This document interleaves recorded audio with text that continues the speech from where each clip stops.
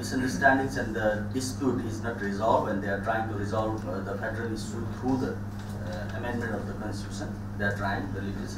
One positive thing for us, for the media persons, is that this constitution has given much more guarantee for the press freedom, and we are hopeful that we will enjoy that provisions. But in practice, I think, three type of challenges we are facing, because what is written in the law or the constitution is one thing, but what type of practice you are doing is another thing. So due to this type of policies and technology and the practical things, we have mainly suffering three types of challenges in Nepal. One is, as here we mentioned, some colleagues mentioned, that the internet issue. That is also a very big issue for our media group. How to handle, how to tackle the internet challenge. Mainly, my newspaper is the largest in print, and we are also doing good in the digital platform. But we are not going, we are not adopting the strategy for the digital first. Because my management, my honor, they are in fear that if we go full-fledgedly towards the digital platform, then we may lose the revenue that is coming mainly from the print sources. So that is one challenge that we are facing. And then is that our population is around 30 million, and 1/3 of the population has internet access. And as Rajkamalji recently mentioned, that the same case is here in my country, that all the majority of the internet users are being the journalists. They can post if they are expressive, if they have written skill, they are doing as a journalist. So it is also a challenge for a journalist to be more alert and to be more capable. But another side, this type of open platform also diluting some values of the journalism. So how to tackle this situation is another challenge for Nepali journalism. So second challenge is from the corporate and business world.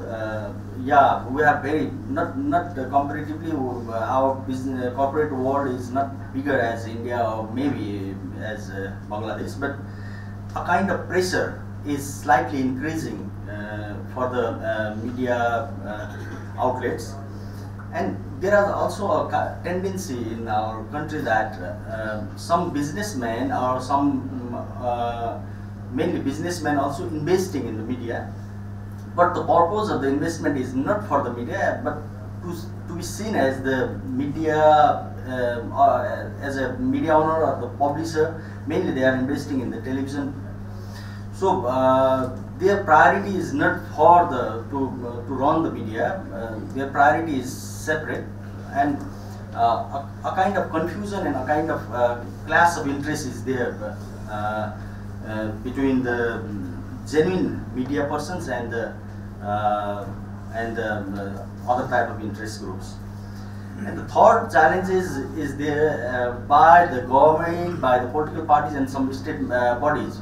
Yeah, as I mentioned, that the constitution has guaranteed us for the press freedom, but in practice there is threat from the political parties, in some cases even from foreign embassies and government mechanism. But that is tackled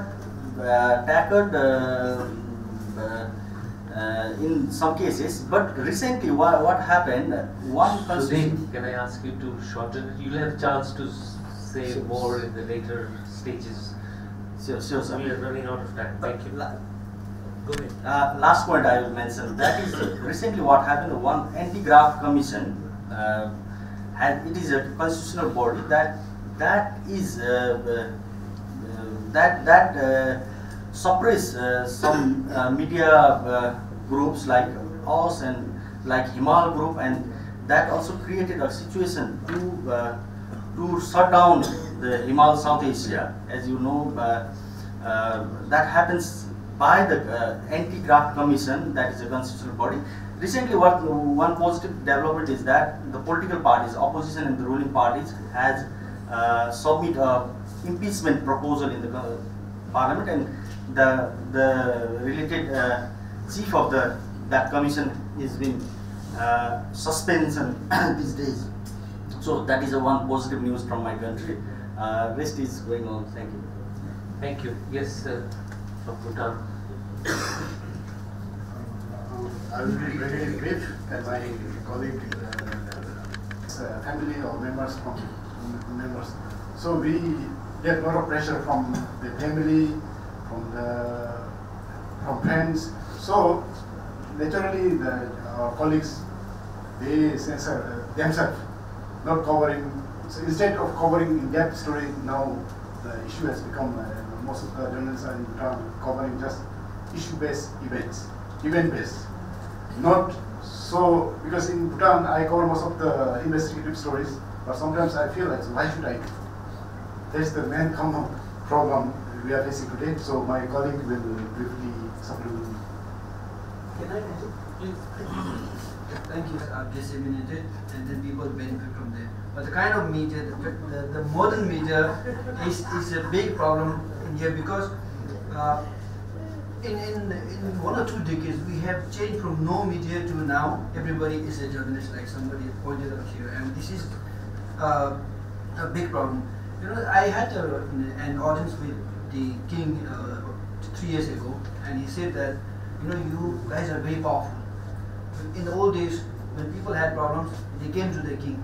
They came to the king and complained about the local leader, saying that he is misusing government money. But now they are not coming to the king, they are going to the media. So we thought it's right. You was right. A lot of people come to us, even after they lose case in the Supreme Court, they come to us thinking that we are powerful and we can change that. So in the last 10 years, the situation of media in Bhutan has gone right up to the Himalayas and then is starting to slide down back to the Sundarban plains. And then we are trying to redefine what is our role. In fact, very recently we had a dialogue among our senior journalists, and again when we say senior, most are with 9 to 10 years experience in journalism. Actually, I'm not young. I hope we could serve for almost 14 years. So we are trying. We had a dialogue and said, let's. We discussed what is Bhutanese journalism. I mean, are we different from other countries because we are a GNH, gross national happiness country, or are we like other media around the world? So we had this interesting discussion, and then I was influenced by a concept in one of the conferences in Singapore. I think it's called the reconstructive narrative or something. Basically, what it does is, I think Huffington Post is already doing that. They have a section called Good News, because every day when you put on the TV, you see a lot of people killed in Iraq, in Mosul, in Syria, and then I think some group questioned that maybe we should have some good news in the media when you put on the TV or when you open the newspaper. So we tried to do that, keeping in mind that investigative journalism is important, keeping in mind that we should provide the check and balance to the government. At the same time, highlight the stories, positive stories. And a good example I love giving is one of our reporters in rural part of Bhutan. She wrote a beautiful story about how farmers are fighting against wild animals. You know, Bhutan is known for its conservative efforts, and we have a lot of wild animals who are ready to harvest before the farmers come in. So, yes, of course. So, very quickly. So, this concept, what we try to do is we try to highlight the good stories, the positive stories, without and then let government know that actually, if the government is not intervening, still people have these methods to come out and to help themselves. So basically it highlights indirectly saying that if you do this, things will improve. So I'll end here, but maybe we can carry out in the end. Thank you very much. We are almost running out of time, and we have few colleagues who have spoken. So I would invite all of you to say something. May I ask Mr. Prakash Dubey to say a few words, and then I come to you, sir, and whoever is still left. And I think you haven't really spoken. You asked a question. Please. Number one, because every country has a constitution, and the constitution says that everybody, every citizen is equal before law. Every constitution says that we are secular, even if is related with some particular religion. They also say that yes, we protect minority. But the things are that it is constitution versus governance. And whenever any newspaper, any media, he points out that the quarrel is between the constitution and the governance, then the problem starts. So I'll be very brief. For example, you see, whenever you see that some country, they are very progressive, I'll not take much of time and tell about this USA, but I personally believe that secularism is at stake. The racism is increasing in America, and this is an indication because the particular person has been elected. But unfortunately, Rajkamal pointed this out in a very well way, that no newspaper wanted to target. We don't say that you accept every single word of a newspaper or a news channel, but you point out what is the crux of the problem. They did not. In this part of the world, these problems will increase more, because now more and more people are literate. And then second one, they are, the question of affordability is there. Now they can purchase, they can buy more than single newspaper. They want to read in their own language. So when this is a problem and a politician, the person who is ruling, he thinks that his failure is going down with the people. And number three, whenever media is not silent, when they are just agitating against the wrongdoings or failures, then there is an impact. And whenever there is an impact, then those who are ruling, they will think it is against them. But what is the way out? You see, in Bangladesh, this freedom of press and media is part of the constitution. It is very much in US constitution. Unlike India.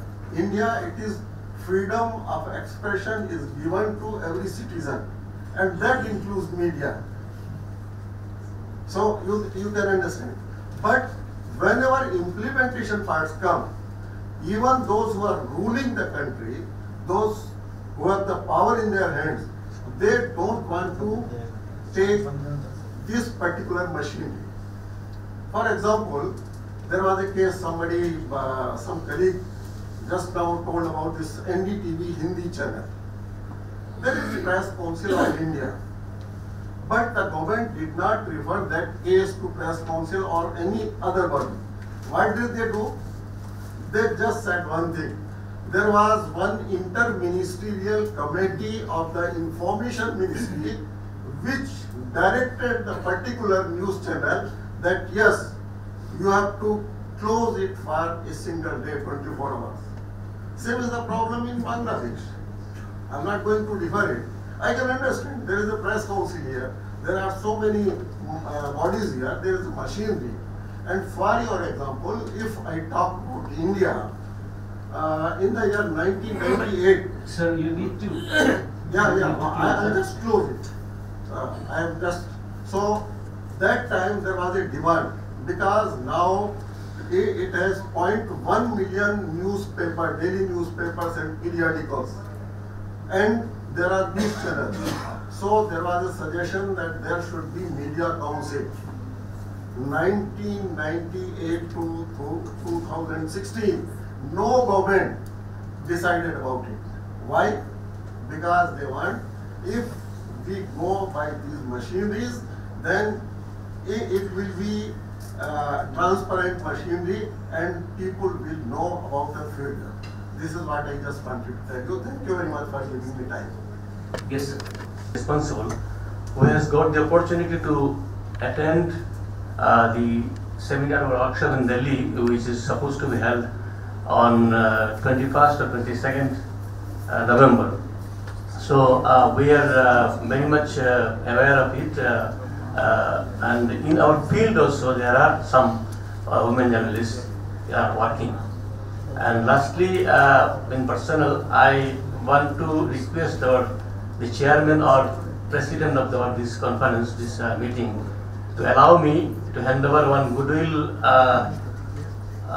memento to Pratham Alo, and may I request our editor Matiur Rahmanji to hand over it right now or any time you can. Thank you very much. Just after finishing this. Okay, thank you very much. Did you want to say something? Brief.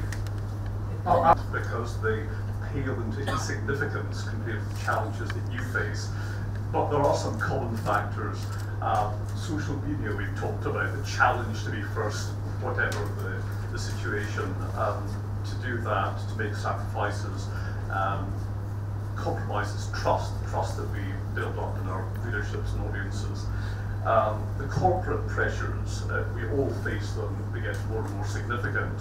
I've had the pleasure of multiple meetings and calls from Donald Trump, taking exception to the BBC's coverage of his business interests. On one occasion, a call with his attorney on the speakerphone demanding that I sack a senior journalist.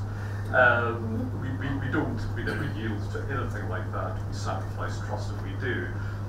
Abuses of the legal system, which we all face. Nothing like you, sir, 46 cases of defamation. I've only had a few, but you stand up in court and you fight it, because to do anything else sacrifices trust. The physical threats to our journalists, whether we're sending them to war zones or to difficult situations, we introduce protocols, we train, we school, we encourage, we give journalists the confidence to go to places which are dangerous for them, so we give the audiences what they need to develop and encourage the trust that we foster in our audiences. Political pressures. The BBC has just come out of a long negotiation with the British government for the renewal of the Royal Charter, which allows the BBC to exist and which defines the scope and role of the BBC. In the course of those discussions and negotiations, there were serious challenges made by some to that very scope, to the BBC's role. We answered those challenges in part because we had the established trust, which we built up and earned and fight for every single day. And we're here to celebrate your anniversary, when we just celebrated 90 years. You've got lots to celebrate in your circulation, but I would suggest that the biggest thing you can celebrate is the trust that you've built up in your leadership. And for all the challenges that you face in the years ahead, that trust will be a mighty defense. That's all I'm saying. কথা দুটো জিনিস আমার ভেতরে খুব touch করেছে। সেটা একটা হচ্ছে যে বাংলাদেশ গভর্নমেন্ট থেকে আপনাদেরকে নানান রকম ভাবে ইয়ে করা হচ্ছে। সেখানে আপনারা বলছেন যে আপনাদের অর্থনৈতিকভাবেও আপনারা 40% লুজ করছেন, কিন্তু আমি বলবো it's a very good sign, কারণ this is behind the all success. কিছুক্ষণ আমি আগে দেখছিলাম আপনাদের যে you touch so many millions readers as because you are against government. কারণ আপনারা যদি গভর্নমেন্টের সাথে কথাই বলতেন তাহলে তো বাকিদের মতোই কাজ করতেন। আমাদের এখানে আনন্দবাজার পত্রিকাও এরকম মাঝে মাঝেই করে থাকে, সেই জন্য আনন্দবাজার টপে আছে এখন আমাদের বাংলায়। সেই জন্য বলছি আপনাদের কাছে আমার একটা প্রথম আমার কাছে একটা আমার জাস্ট ইয়ে থাকবে, সাজেশন থাকবে, আপনারা আপনাদের একটা বাজেটই করে নিন যে আমরা হয়তো 60 থেকে 40-তে চলে আসবো। আর যেখানে এই ফ্যামিলিতে, এই প্রথম আলো ফ্যামিলিতে যেখানে একজন এত বড় শহীদ আছে, তাকে ইন্সপিরেশন নিয়ে আপনারা সবাই লড়ে যান। যদি দেখে যান যে আপনাদের কেসের সংখ্যা কমে গেছে, ভাববেন আপনাদের রিডার্সের সংখ্যা কমে যাচ্ছে। এখন তো আপনারা 18 ইয়ার্স, আমাদের এখানে 18 years means a means adult. After that 18 years is now, Prothom Alo is now touching 18 years, that means they are now adult and they have so many duties for the mission. এবং আমি চাইবো প্রথম আলোকে ওদের সিনসিয়ারিটি, অনেস্টি রেখে এগিয়ে যাওয়ার জন্য। বাকিটা আপনাদের ম্যানেজমেন্ট বুঝবেন কিভাবে আপনাদের ম্যানেজমেন্টে করা যায়। ধন্যবাদ। But we are losing the value of independent journalists. People don't value it anymore. And when I hear from you that in Bhutan the people who have problems don't go to their king, but they go to the journalists, and in the part of the world where I come from, the people don't go to the journalists anymore.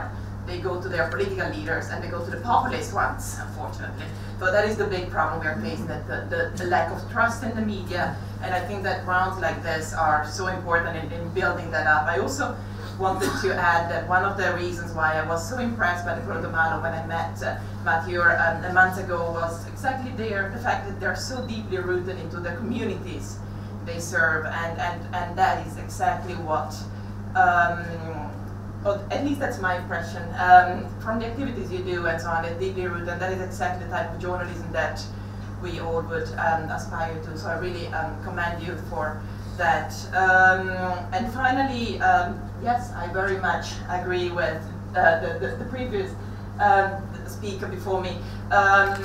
When we go around the world, the journalists who are most outspoken and criticize their government, that they should, and not just as a matter of checks and balances, they are normally facing criminal defamation or sedition charges, something you're very familiar with, and that's a big issue. But most of them, and in some cases, newspapers are shut down.